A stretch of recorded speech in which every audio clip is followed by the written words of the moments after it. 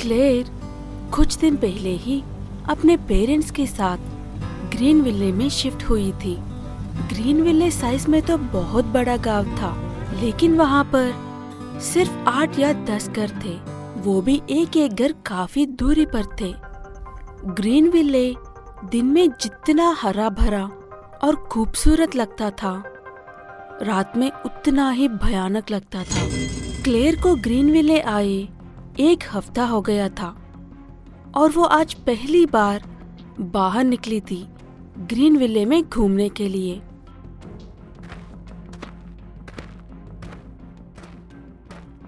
Clear जंगल में चिड़ियों का गाना सुनते हुए घूम ही रही थी कि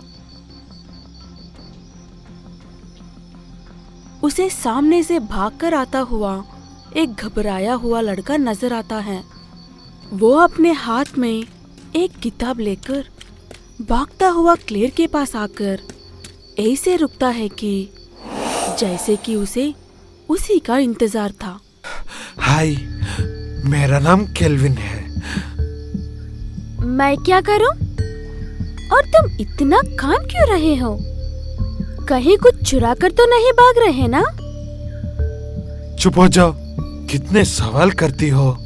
सुनो, अब बिना कोई सवाल पूछे इस किताब को तोहफा समझकर रख लो और मेरी तरह लालची कभी मत बनना। ये कहकर केल्विन वो किताब क्लेयर के हाथ में रखकर वहाँ से भाग जाता है। ओए अजीब से प्राणी, मुझे नहीं चाहिए तुम्हारी किताब। ये कहकर क्लेयर उस किताब को वहीं फेंककर वापस घर चली जाती है। तो कैसा लगा तुम्हें हमारा नया गांव? पहले वाले से तो अच्छा ही है और थोड़ा अजीब भी। ये कहकर क्लेयर अपने कमरे में जाते ही उसे उसकी बेड पर केल्विन की किताब पड़ी हुई नजर आती है। ये तो कुछ ज्यादा ही अजीब हो गया। अब क्लेयर उस किताब को उठाकर देखती है।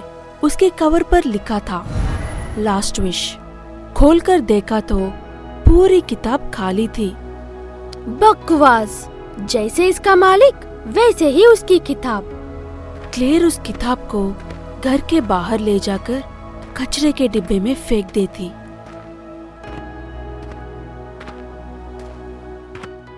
जब वो उस किताब को फेंक रही थी, उसे केल्विन दिखाई देता है। क्लेयर उसे बिन में फेंककर उसके आवाज देती है। ओए अजीब लड़के, ओए रुको। केल्विन उसे देखते ही ऐसे भागने लगता है जैसे कि उसने क्लेयर की कोई चीज चुरा ली हो। ये कुछ ज्यादा ही हो गया अब। ये कहते हुए क्लेयर वापस अपने कमरे में जाती है। वो किताब फिर से उसी की बेड पर ठीक उसी तरह रखी हुई थी।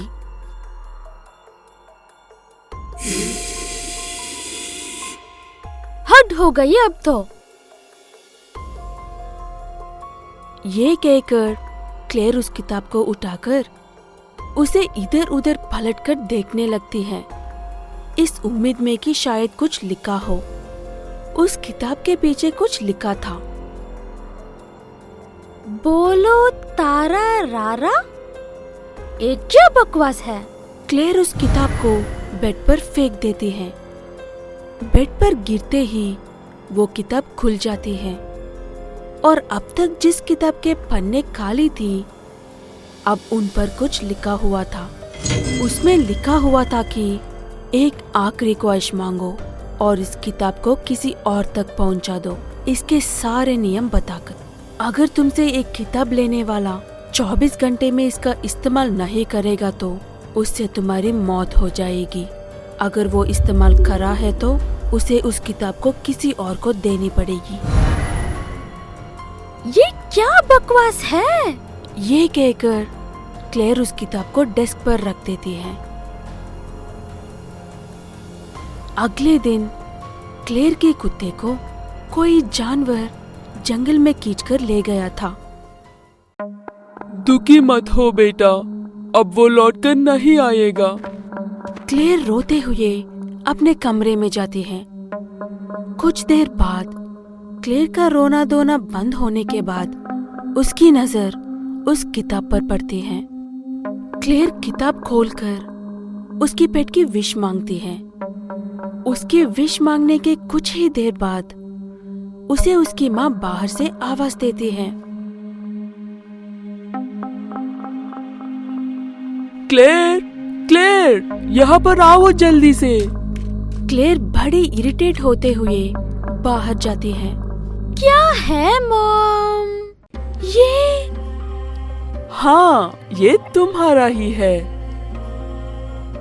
ये लोग अपने कुत्ते के लौटने की खुशी मना ही रहे थे कि उनके घर के सामने से किसी का कॉफिन जा रहा था।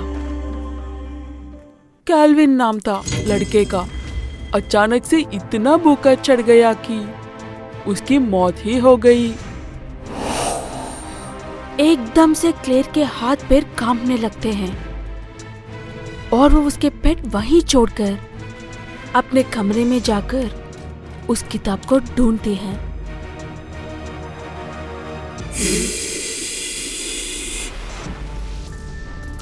कहाँ गई? कहाँ गई? यही तो रखी थी। कहाँ गई ये किताब? हमेशा ढूंढने से ही पहले मिल जाती है। अब कहाँ मर गई? क्लेयर किताब ढूंढ ढूंढ कर थक कर अपना सर पकड़कर बैठ जाती है। कुछ देर बाद क्लेयर की मॉम उस किताब को लेकर आती है। बेटा, ये किताब तुम्हारे किसी काम है? क्लेयर उस किताब को देखकर ऐसे झपट लेती है जैसे कि उस किताब को उसकी माँ खा जाने वाली हो। क्लेयर, तुम ठीक तो हो ना? हाँ हाँ, मुझे क्या होगा? मैं बिल्कुल ठीक हूँ। क्लेयर की मॉम उसे परेशान होते देखकर खुद परेशान होती और उसके कमरे से बाहर निकल जाती है।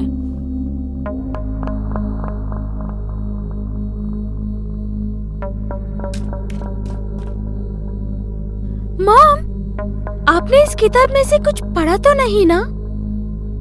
उसमें पढ़ने के लिए कुछ था ही नहीं बेटा। क्लेयर एक चैन की सांस लेकर उस किताब के साथ जंगल में ठीक वैसे ही भागती है जैसे कि कैल्विन भागकर आया था।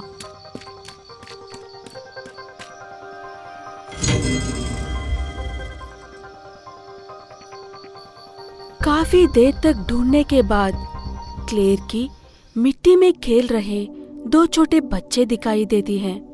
क्लेयर उनके पास भागकर जाकर उस किताब को एक बच्चे के हाथ में रख देती है और उन्हें उस किताब के नियम बताने ही वाली होती है कि वो जो कर रही है वो गलत है समझकर।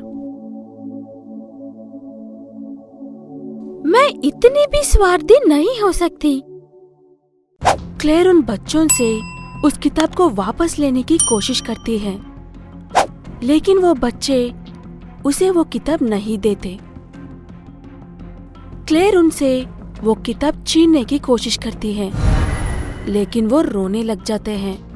क्लेयर का वक्त खत्म होने में सिर्फ 1 घंटा बचा था और उसे कुछ समझ नहीं आ रहा था।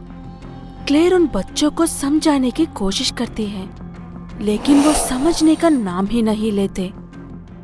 कुछ देर बाद उन बच्चों के डैड वहां पर आते हैं।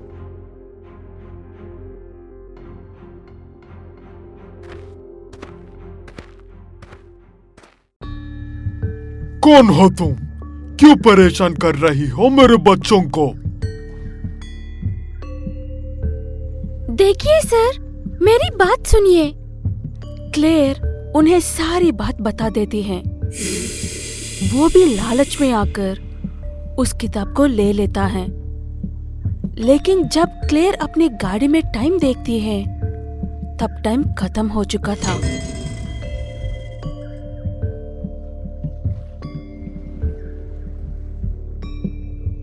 क्लेयर वो किताब उसे देकर वहां से चली जाती है।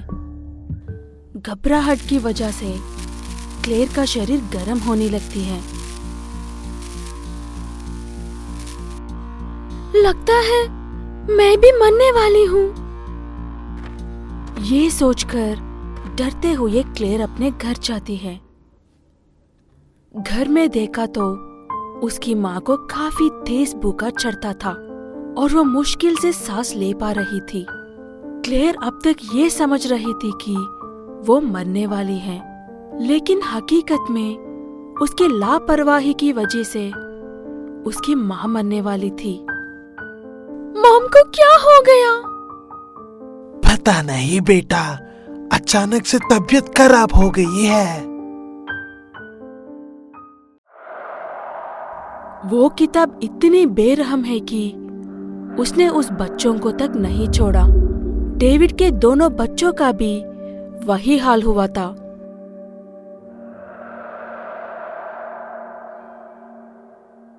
जो क्लेयर की माँ का है।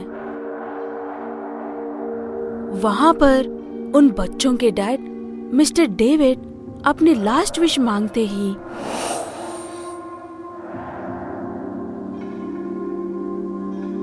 यहाँ पर क्लेयर की मॉम अपने आप ठीक हो जाती है। तुम्हारा पेट फिर से कहीं चला गया बेटा। डेविड अपने बच्चों के लिए अपनी लास्ट विश मांग ली। डेविड क्लेयर और कैल्विन की तरह किताब पकड़कर भाग रहा है। ये किताब उसे पढ़ने वालों को अपने सारे राज नहीं बताती।